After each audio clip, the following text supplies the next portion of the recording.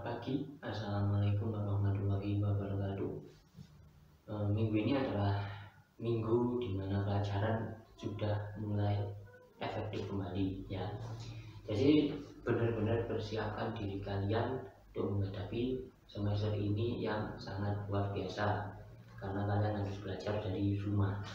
Oke, sebelumnya kita berdoa dulu, semoga kita bisa bertemu di sekolah lagi seperti biasanya dan pandemi COVID-19 ini segera berakhir. Sejenak marilah kita berdoa mulai.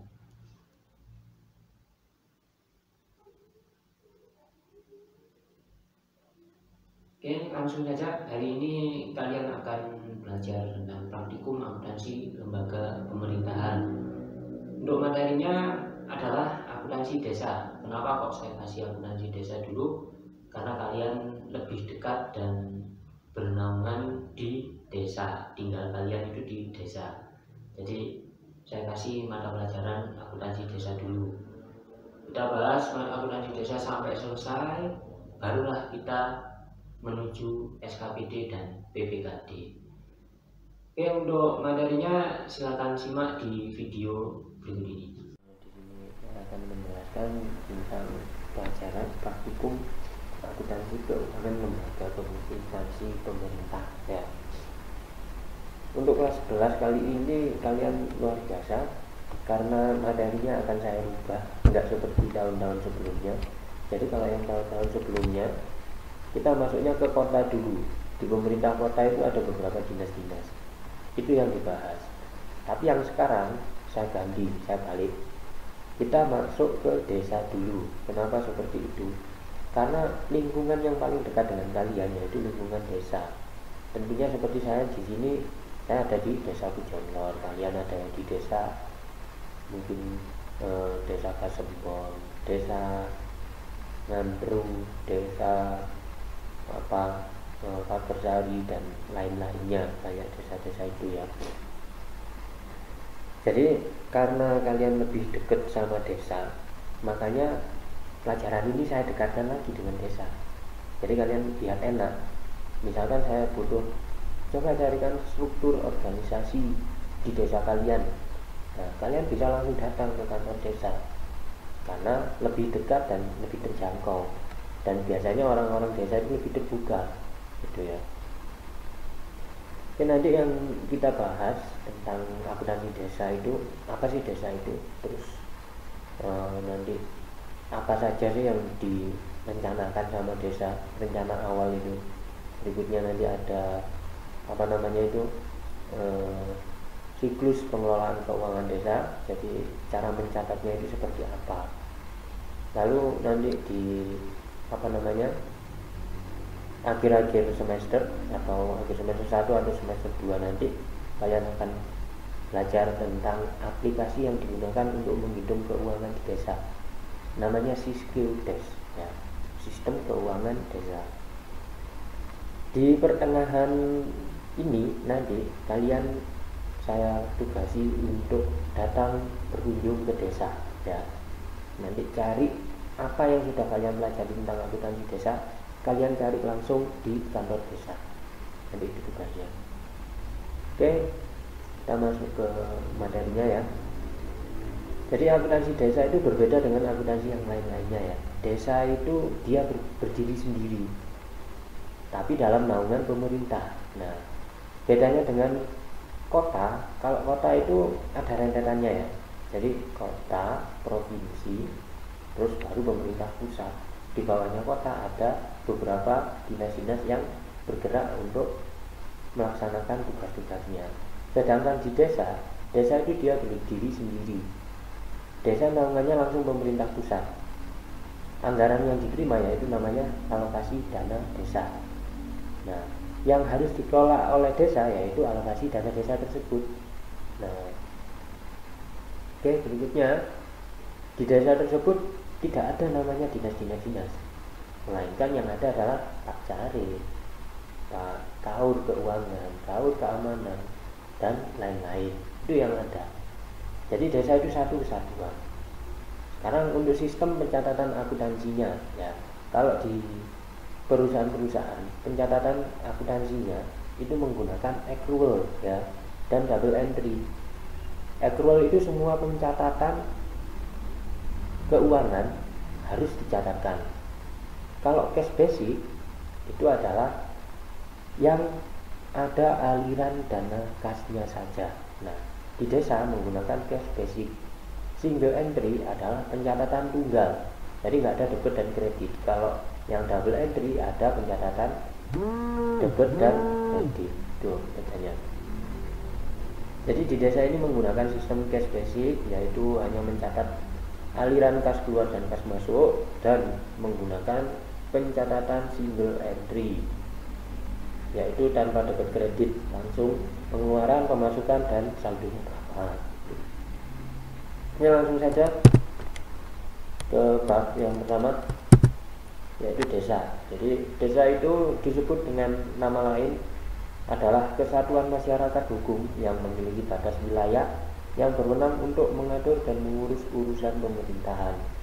Kepentingan masyarakat setempat berdasarkan prakarsa masyarakat, hak asal usul, dan atau hak tradisional yang diakui dan dihormati dalam sistem pemerintahan Negara Kesatuan Republik Indonesia. Jadi dia berdiri sendiri ya.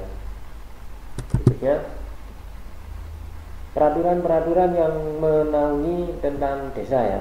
Ada beberapa peraturan. Jadi yang pertama, nanti bisa kalian browsing-browsing ini peraturan-peraturan ini, kalian cek satu persatu, baca, dipahami juga. Jika perlu ada yang ditanyakan tentang peraturan-peraturan ini dari isinya, boleh tanya jawab. Berikutnya saya bacakan undang-undang yang pertama adalah UU nomor 22 tahun 1948 tentang pokok pemerintahan daerah. Yang kedua, UU nomor 1 tahun 1957 tentang pokok-pokok pemerintahan daerah. Yang ketiga, UU nomor 18 tahun 1965 tentang pokok-pokok pemerintahan daerah. Yang keempat, UU nomor 19 tahun 1965 tentang Desa Praja sebagai bentuk peralihan untuk mempercepat terwujudnya daerah tingkat 3 di seluruh wilayah Republik Indonesia. Yang kelima, UU nomor 5 tahun 1974 tentang pokok-pokok pemerintahan di daerah. Yang keenam, UU nomor 5 tahun 1979 tentang pemerintahan desa. Yang ketujuh, UU nomor 22 tahun 99 tentang pemerintah daerah. Yang ke-8, UU nomor 32 tahun 2004 tentang pemerintahan daerah. Dan yang paling terbaru yaitu UU nomor 6 tahun 2014 tentang desa. Jadi UU desa disusun dengan semangat penerapan amanat konstitusi berupa pengakuan terhadap kesatuan masyarakat hukum adat sebagaimana tertuang dalam pasal 18B ayat 2 yang berbunyi, negara mengakui dan menghormati kesatuan masyarakat hukum adat beserta hak-hak tradisionalnya sepanjang masih hidup dan sesuai dengan perkembangan masyarakat dan prinsip Negara Kesatuan Republik Indonesia yang diatur dalam undang-undang. Dan ketentuan pasal 18 ayat 7 yang menegaskan bahwa susunan dan tata cara penyelenggaraan pemerintahan daerah diatur dalam undang-undang. Berikutnya ada jenis dan kedudukan desa.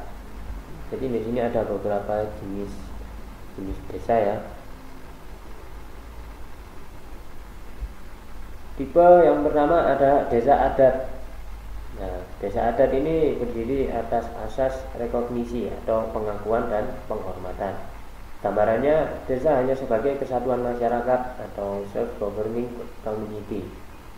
Otonomi asli atau otonominya bawaan. Desa tidak menjalankan tugas administrasi dari negara. Desa memperoleh bantuan dari negara. Jadi desa adat ini kebanyakan ada di daerah Bali sana ya. Di situ terdapat banyak desa adat. Jadi desa adat itu diakui dan dihormati oleh pemuka adat yang ada di desa tersebut. Misalnya kamu cari aja di YouTube atau di web, Desa Panglipuran. Dia itu berdiri atas dia itu memiliki tipe desa adat. Dia berasaskan rekognisi, pengakuan dan kehormatan kesatuan masyarakat desa tersebut. Berikutnya ada desa otonom. Desa otonom ini berasaskan desentralisasi, jadi ini terpusat ya. Gambarannya, desa sebagai unit pemerintahan lokal yang otonom atau local self-government. Seperti daerah, desa memperoleh dana dari APBN. Jadi ini desa-desa yang kata India itu sekarang kebanyakan desa bertipe desa otonom. Terus berikutnya desa administratif atau desa administratif ini dia memiliki asas delegasi atau tugas pembantuan ya. Gambarannya, desa sebagai unit administratif atau panjangan tangan negara, local state government. Jadi desa ini didirikan oleh pemerintah untuk membantu pemerintah. Jadi ini tangan kanannya pemerintah, modelnya seperti itu. Dia sebagai desa administratif. Berikutnya, jumlah desa yang ada di Indonesia ya. Jadi menurut Permendagri nomor 56 tahun 2015 tentang kode dan data wilayah administrasi pemerintah, di Indonesia terdapat sebanyak 74.754 desa yang tersebar di 33 provinsi atau 434 kota atau kabupaten. Dari jumlah tersebut kini meningkat di tahun ini terakhir 661 desa. Namun juga ada pengurangan jumlah desa yang diakibatkan oleh faktor alam, misalkan tergenang air sehingga menjadi waduk, terus seperti yang kemarin di Palu itu ya, terkena gempa, akhirnya rumahnya hilang semua, tertimbun oleh tanah, dan faktor alam bencana lainnya. Berikutnya, desa dan kelurahan itu berbeda. Jadi jika desa yang jelas letaknya ya ada di wilayah kabupaten yang jelas. Kalau kelurahan letaknya ada di kota, itu secara umum. Oke, kita cermati bersama-sama. Dari yang pertama, ini ada beberapa aspek. Yang pertama ada aspek mata pencaharian penduduk. Di desa, mayoritas mata pencahariannya itu agraris atau homogen. Misalkan Pujonlor ya, di Pujonlor kebanyakan mata pencahariannya mereka sebagai petani. Terus misalkan di desa yang dekat dengan laut ya, tentunya kalau desa yang dekat dengan laut, mayoritas mata pencahariannya yaitu pelaut. Dia pergi ke laut mencari ikan. Jadi homogen ya, sama maksudnya. Untuk yang kelurahan, mayoritas mata pencahariannya di sektor jasa atau industri dan lebih heterogen. Misalnya orang yang bekerja sebagai supir bis, terus bekerja di pabrikan. Nah, itu biasanya kebanyakan tinggal di kota atau di kelurahan ya. Jadi di situ mata pencahariannya di kelurahan itu bermacam-macam atau heterogen. Berikutnya, perbedaan dari aspek kedudukan. Desa bukan bagian pemerintah daerah, bukan SKPD atau unit kerja. Nah, ini yang tadi saya sampaikan di awal. Jadi desa tersebut itu berdiri sendiri, dia bukan dari bagian pemerintah daerah atau bukan, misalkan ya, desa Pujonlor, dia itu bukan bagian dari kota Malang atau kabupaten Malang. Dia berdiri sendiri, dia miliknya pemerintah pusat langsung. Terus kalau yang kelurahan adalah bagian dari pemerintah daerah, unit kerja atau SKPD. SKPD itu yaitu Satuan Kerja Perangkat Daerah. Berikutnya aspek yang ketiga dari pemilihan pemimpin ya. Kalau desa, kepala desa dipilih langsung dari masyarakat seperti pemilu gitu ya. Tentunya kalian sudah pernah melakukan pilihan kepala desa seperti yang di sini Pujonlor baru-baru ini kemarin ada pilihan kepala desa. Jadi desa itu lebih seperti negara ya, ada pemilunya, ada pemilu desa. Tapi kalau di kelurahan, Pak Lurah itu ditunjuk atau dipilih oleh kepala daerah. Jadi yang menunjuk itu wali kotanya, bukan warganya, bukan masyarakatnya. Aspek yang berikutnya yaitu pengawasan. Pengawasan desa dibawahi oleh pengawasan BPD, Badan Pengawasan Desa, atau perwakilan dari masyarakat. Bedanya dengan kelurahan, di kelurahan tidak memiliki BPD. Pengawasannya langsung oleh Pemda, jadi dari pemerintah daerah, langsung diawasi oleh wali kota. Berikutnya aspek status pegawaian. Di desa aparatnya rata-rata bukan PNS atau bukan ASN. Tapi kalau di kelurahan seluruh aparatnya merupakan PNS dan atau ASN, walaupun masih ada pegawai yang tidak tetap atau yang bukan PNS.